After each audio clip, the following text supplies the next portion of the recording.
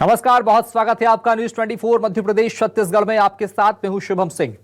छत्तीसगढ़ में चुनावी बिगुल बज चुका है और दोनों पार्टियों ने अपने अपने सियासी सूरमाओं को मैदान में उतार दिया है।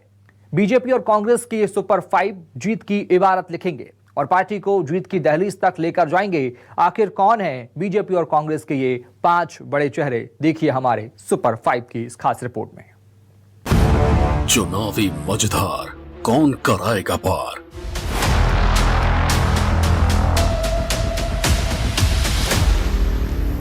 जीत की नैया कौन बनेगा खेवैया?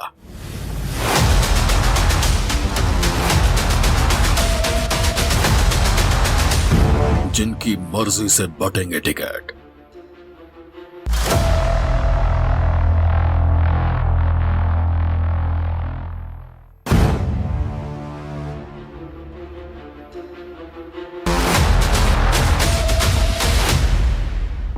वो 5 चेहरे जिन पर जीत का दारोमदार।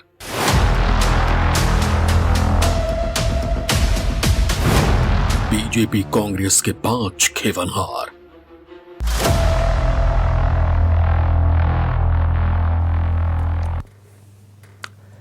छत्तीसगढ़ विधानसभा चुनाव में कांग्रेस और बीजेपी में सीधा मुकाबला है।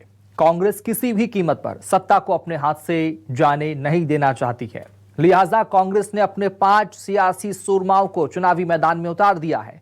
आखिर कौन है कांग्रेस के ये 5 सियासी सूरमा जिन पर पार्टी ने बड़ा दांव खेला है, देखिए इस खास रिपोर्ट में। जीत की तैयारी, सुपर 5 पर बड़ी जिम्मेदारी।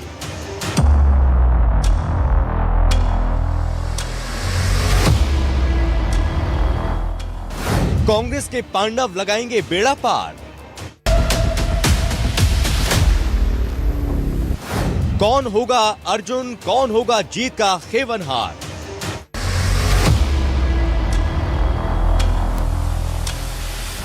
किन किन योद्धाओं पर जीत का दारोमदार?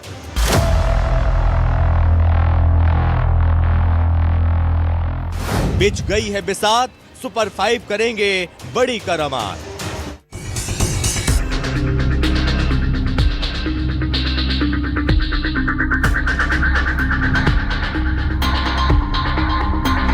छत्तीसगढ़ में चुनावी बिगुल अभी भले ही नहीं बजा, लेकिन सभी दलों के योद्धा चुनावी जंग के लिए तैयार हो चुके हैं। तलवार, ढाल और शब्दों का मायाजाल, जी हाँ, वो सारे हथियार जिनसे चुनावी वैतरणी को पार किया जा सकता है, उसका अभी से सारे नेता जमकर इस्तेमाल कर रहे हैं। वैसे तो चुनावी समर में बीजेपी और कांग्रेस के पास ऐसे कई नेता हैं जो जंग का रुख बदलने की काबिलियत रखते हैं, लेकिन इनमें से भी कुछ ऐसे हैं जिनके ऊपर पार्टी को सत्ता के शिखर तक पहुंचाने की जिम्मेदारी है। आखिर वो नेता कौन कौन से हैं और क्यों पार्टी को इन पर इतना भरोसा है, तो चलिए बताते हैं आपको।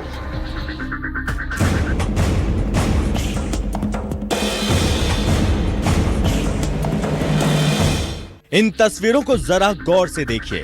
सियासत के केंद्र में घूमती ये तस्वीर बताने के लिए काफी है कि इस बार सत्ता की जंग को जीतने के लिए कांग्रेस किन किन योद्धाओं पर दांव लगा रही है, किन किन नेताओं को चुनावी समर में जीत की रणनीति बनाने उतारने जा रही है।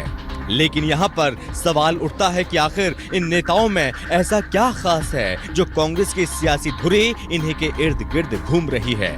चलिए बताते हैं आपको।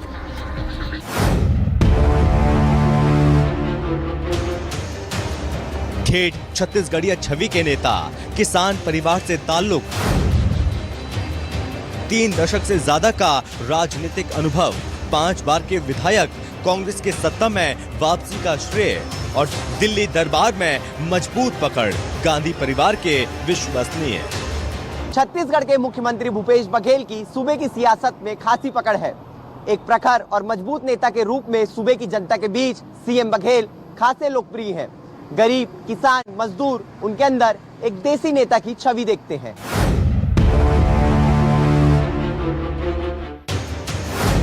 कांग्रेस के तेज तर्रार और जुझारू नेता, मूल निवास स्थान हरियाणा, छत्तीसगढ़ के प्रभारी, गांधी परिवार की विश्वसनीय, लंबा राजनीतिक अनुभव, कई बार की सांसद और विधायक। कांग्रेस की पृष्ठभूमि को जड़ से समझने वाली कुमारी शैलजा को जब से छत्तीसगढ़ में चुनाव का प्रभार सौंपा गया है, तब से वे सत्ता और संगठन के बीच तालमेल स्थापित करने में लगी हुई है। कुमारी शैलजा के इस प्रयास का असर भी दिखाई पड़ रहा है। प्रदेश में सत्ता और संगठन के बीच तालमेल बनते नजर आ रहे हैं। अभी हाल ही में प्रदेश में सत्ता और संगठन के बीच हुए परिवर्तन इसी ओर इशारा कर रहे हैं।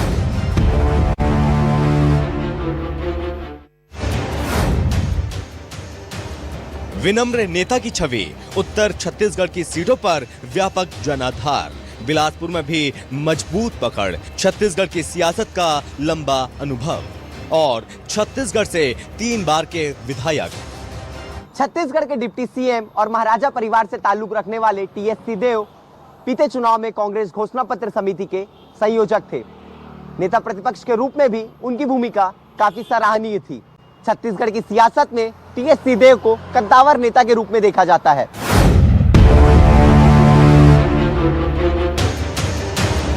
कबीर पंथ से आने वाले बड़े नेता, 5 दशक से ज्यादा का राजनीतिक अनुभव, बिलासपुर संभाग की सीटों पर खासा प्रभाव और गांधी परिवार के करीबी।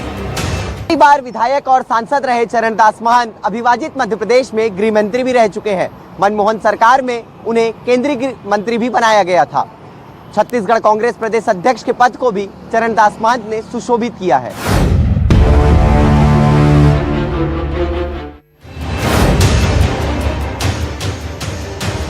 आदिवासी वर्ग के तेज तर्रार युवा नेता, बस्तर संभाग का जाना माना चेहरा, 2 दशक से ज्यादा का राजनीतिक अनुभव, 2 बार के विधायक और सांसद, सीएम बघेल और दिल्ली दरबार के चहेते। छत्तीसगढ़ कांग्रेस के प्रदेश अध्यक्ष दीपक बैज ने हाल ही में सूबे में कांग्रेस की कमान संभाली है। मोहन मरकाम की तरह दीपक बैज भी आदिवासी वर्ग से आते हैं। युवा और एक तेज तर्रार नेता के रूप में उन्हें पहचाना जाता है। दीपक बैज ने उस वक्त कांग्रेस की कमान बस्तर में संभाले रखी जिस वक्त कांग्रेस का कोई भी योद्धा बीजेपी के आंधी के आगे टिक नहीं पा रहा था।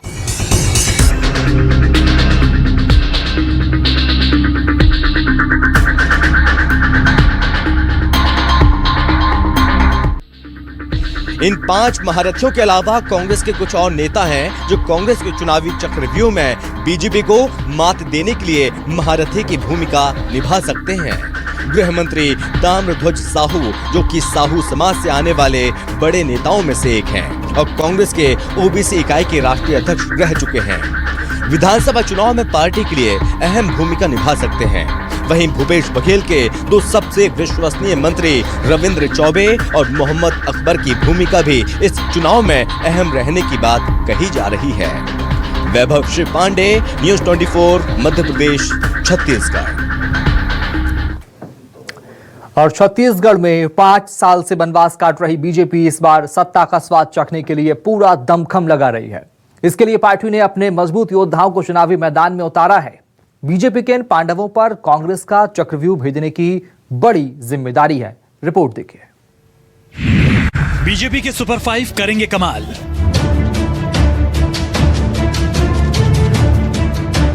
चुनावी बिसात में मचाएंगे धमाल।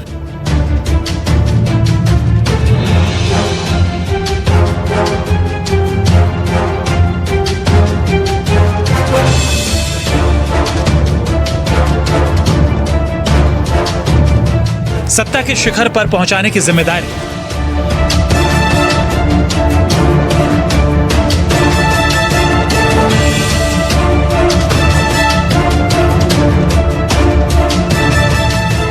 छत्तीसगढ़ के रण में विजय पताका लहराने की है बारी।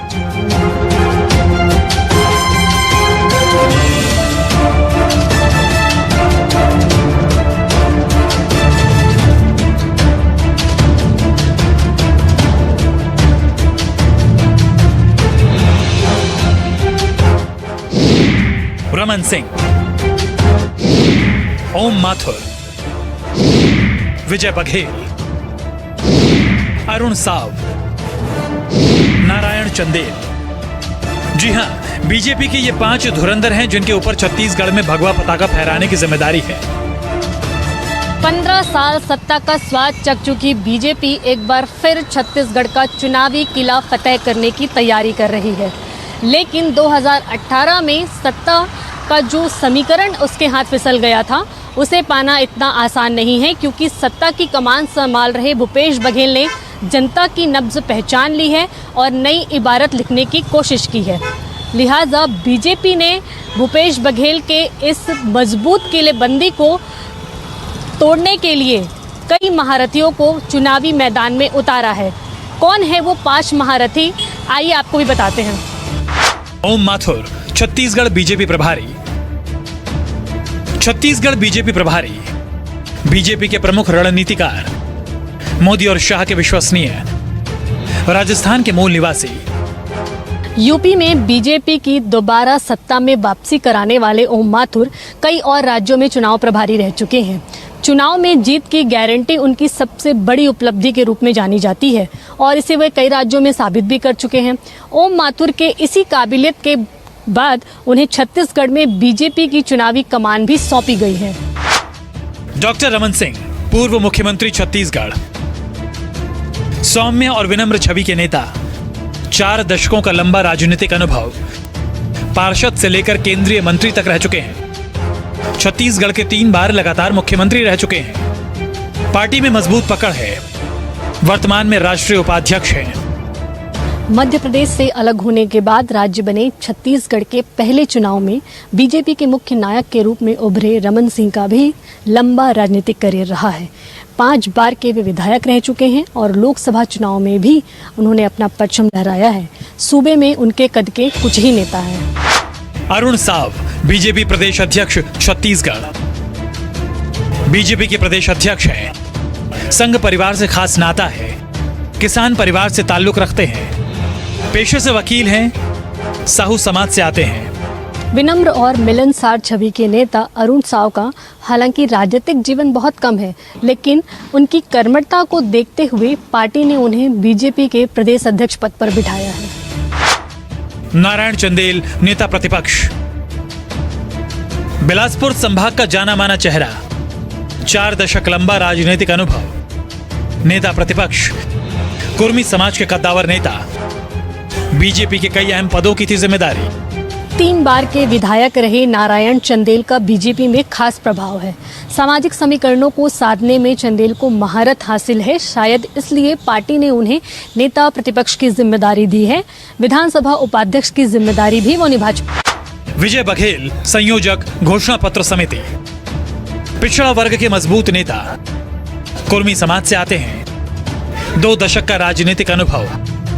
सीएम बघेल को पाटन से दे चुके हैं चुनावी मात।